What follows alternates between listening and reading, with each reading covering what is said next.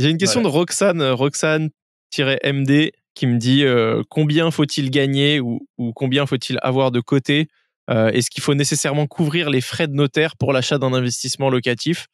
C'est quoi ton point de vue là-dessus? Et peut-être que tu peux du coup nous dire un peu, parce qu'on sait qu'il y a eu des changements assez récents là-dessus et les conditions elles se sont un petit peu durcies sur l'emprunt. En fait, à partir de combien de salaire ou de côté tu peux commencer à investir déjà? Et après, on parlera un peu des frais de notaire ou pas, enfin du 110%, est-ce que ça existe encore? Alors moi, je dirais que pour les revenus, à mon avis, il y a dès lors qu'on est par exemple à plein temps, qu'on a n'importe quel métier, je pense que si les revenus sont stables et qu'on a des finances qui sont saines, qu'on dépense moins que ce qu'on gagne, tu peux investir, bien sûr. Après, à voir, parfois, ça vaut la peine de le faire passer pour ta résidence principale, même si tu vas pas habiter dedans. C'est un peu une technique qu'on a. Moi, le bien le moins cher que j'ai acheté, je l'ai acheté 23 000 € D'accord. avec un prêt sur 25 ans. Il me coûte 86 € par mois. Donc, c'est quoi comme bien? Ça fait combien de mètres c'est carrés? un appartement. Donc, il était affiché 30 000 € à 17 mètres carrés. Et je l'ai négocié. En fait, je voulais pas de studio. Donc, j'ai fait un peu, je l'ai délaissé. Enfin, l'agent m'a recontacté et j'avais fait une offre à 20 000 € en mode, je voulais. Et c'était en fait au début où je m'étais formé à l'IMO. J'avais entendu, ouais, faut emprunter sur longtemps, faut négocier sec et tout. Donc, j'avais négocié. Et donc, j'ai payé 23 000 €. Et dis-toi, cet appartement, maintenant, alors d'abord, je l'avais loué 280 € par mois. C'est beau, Les charges, c'est à peu franchement. près 70 €. Donc d'abord, je l'avais loué 280 par mois.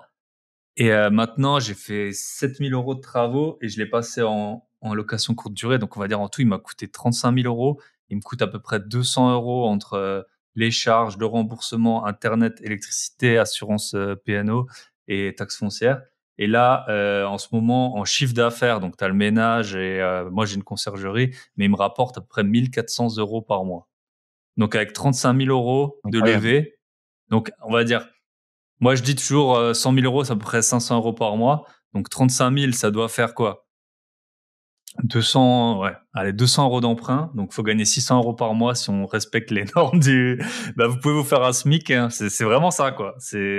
Alors bon, faut peut-être aller faire le ménage, les entrées-sorties, mais avec 35 000 €, j'ai un bien qui sort 1 400 € de chiffre d'affaires sur Airbnb, quoi. Après, moi, une fois que j'ai tout payé, il me reste peut-être 800 €, mais le ménage et les concierges. Mais voilà, Tu peux en commencer vraiment pourcentage. petit en fait.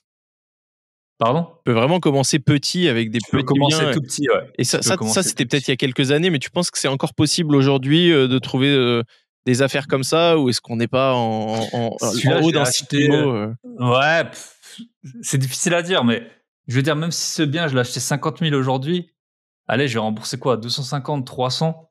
Ouais. Parce que moi, je le vendrais pas beaucoup plus que 50 000 €. Parce que les gens se rendent pas compte aussi, tu vois. Tu peux pas vendre une renta. Donc voilà, tu vas louer. Allez, même si tu l'achètes 60 000, 70 000, tu as 350 € d'emprunt, tu rajoutes les charges et tout, il te coûte 450. Là, j'ai une réservation pour 28 jours, 1 444 €.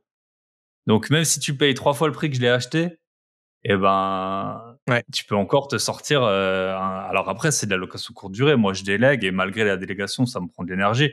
Mais pour quelqu'un qui a des faibles revenus, voilà, quand tu as plus que 10 biens, c'est différent. Mais pour commencer, voilà, la location, ça, on n'a pas parlé. On a parlé des 3 000 € maximum. Si vous voulez faire de la location courte durée, bon, voilà, il faut toujours quand même faire bien vos calculs au cas où les lois peuvent changer, notamment à l'échelle municipale. Mais c'est une solution pour les gens qui sont qui veulent pas investir dans des zones où c'est pas cher parce que c'est trop loin de chez eux. Il y a d'autres solutions, dont la location courte durée. Ouais. Il y a Roxane du coup qui demandait est-ce qu'il faut couvrir les frais de notaire. Donc l'autre Mmh. manière de tourner cette question, c'est est-ce que on peut encore bénéficier d'un financement à 110%, toi, et peut-être avec les retours que tu as, Mmh. parce que toi, tu as du coup un parcours qui est un peu différent. Une fois que tu as quelques biens, la Mmh. banque elle réagit différemment et elle sait ce dont tu es capable, mais peut-être vis-à-vis de l'expérience des membres de ton groupe d'investisseurs. Mmh. Est-ce qu'aujourd'hui, c'est encore possible, ouais, si tu gagnes 1500, entre 1500 et 2000 Mmh. € par mois, et que tu n'as pas vraiment d'argent de côté, tu penses que tu peux encore faire des opérations où la banque va te financer ces frais de notaire et peut-être même une partie des travaux ou tous les travaux? Bah, je pense que, alors moi, c'est sûr, en plus, moi, j'investis beaucoup en société maintenant. En général, c'est pas énorme. Je mets 10% de tout le projet, D'accord. travaux et notaires compris. Donc c'est vrai. Et souvent, c'est si tu rajoutes les frais d'agent immobilier, en fait, c'est même plus que le prix du bien en tant que tel, donc que la banque finance. Pour les membres là de notre club d'investissement, il y a eu des transactions très récentes et j'étais vraiment surpris du faible montant d'apport qui a été demandé. Ils ont aussi, gratté des différés de 3 ans à plusieurs alors qu'il y avait très peu de travaux. Donc quand je te parle de faible apport, c'est souvent les frais du courtier. Donc si je D'accord. dis pas de bêtises, maintenant les banques ne rémunèrent plus vraiment les courtiers. Donc souvent tu payes, avant on payait 1 000 €, c'était plutôt dans les 3 000. Mais en gros, c'est ça l'argent qu'ils ont. Il y a eu plusieurs, voilà, la plupart des membres. J'ai pas le souvenir qu'il y en ait un qui ait mis plus que 10 000 €.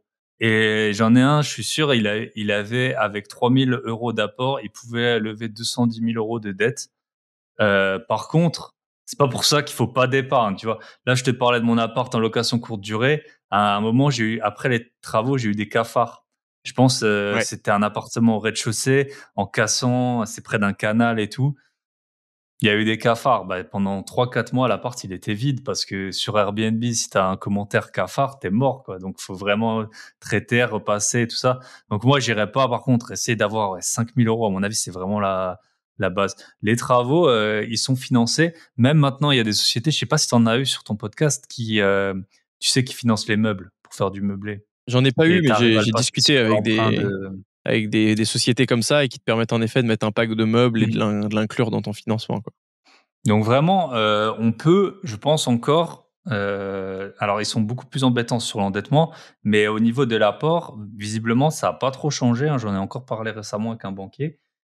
Mais voilà, épargne, finances perso, qui sont bien et épargne, ouais, 5 000 € et 5 000 €, je parle sur un bien à 100 000, quoi. Si vous allez sur un bien à 200, voilà, faudrait au moins 10 000 € parce que Bah, surtout si vous faites des travaux, surtout si vous faites des travaux. c'est sûr, il y a des choses qui peuvent arriver. Moi, je me suis pris plusieurs dizaines de milliers d'euros sur ma pomme pour un ravalement récemment. Alors, je pense que ça va passer sur un prêt collectif, etc. Ça va me coûter 200 € par mois sur, sur je ne sais combien d'années, c'est l'enfer. Mais bon, potentiellement, en fait, il y a des choses qui peuvent te demander bah, de mettre beaucoup d'argent sur la table s'il y a des galères.